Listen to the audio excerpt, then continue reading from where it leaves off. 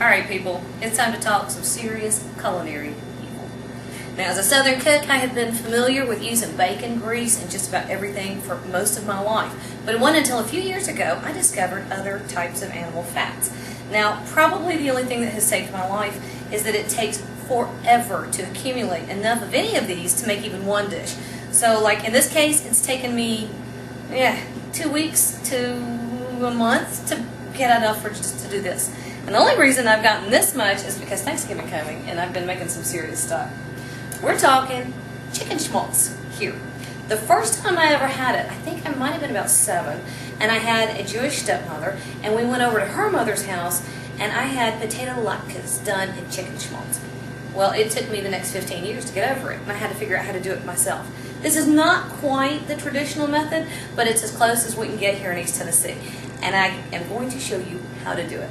Absolutely most amazing stuff you've ever had, short of bacon grease. Okay, so what you're going to have to do is when you're trimming your chicken, you want to save all the little tiny bits of fat and skin and you throw them in the freezer, and eventually you'll come up with about this much, and it takes forever. This is all I ended up with.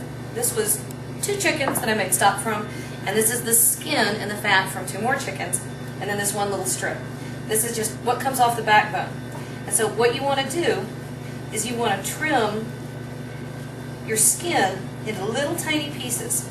And there's a reason for this. There's a ton of fat in the skin. And it's going to render out when we're going to fry it here in a minute. The only other thing that you need is I've got 1/2 of a white onion all sliced up. And I need to sharpen my knives again. This should have gone a little faster. I've got 1/2 of a white onion sliced up. And we're going to use a little bit of kosher salt. And that's it. Alright, so now this is all the little bits of skin. We're going to fry this. We're going to fry it to render everything. This is chicken fat. Now traditionally, you would start with just simply raw fat that had been cut off of chickens. Chickens have so little fat now, it takes forever. This is actually what I have skimmed off the top of my stock when making chicken stock. And I've mentioned before in videos, you don't throw that away. This is why. So, all this goes into a pot with the onions. And we've got it on a little over medium heat. Okay? Now come here, look. See what's happening already? See how that's rendering down? That's exactly what you want. Alright?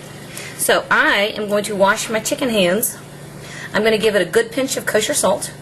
And I will be back in just a minute. I'm going to let this kind of start turning into what we want. I'll be back in just a minute and show you what it looks like. Okay, so this is what we're looking for. This has been going, I guess, about 10 minutes. You see that nice paste right there? And we're starting to get some color. That's exactly right. That is so...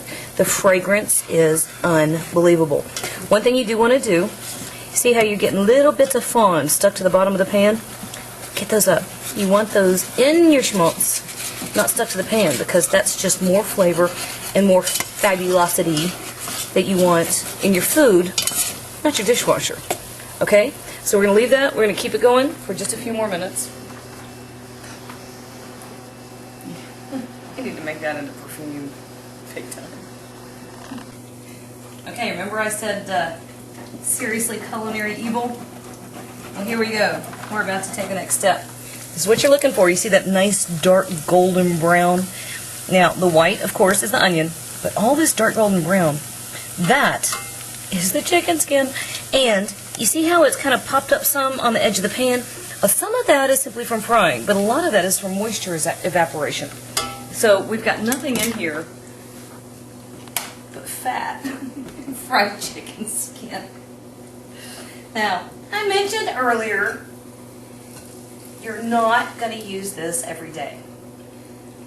I don't think I've made schmaltz in probably 2 years. It simply takes forever to get the ingredients, to get everything together. But when you do have it, celebrate it.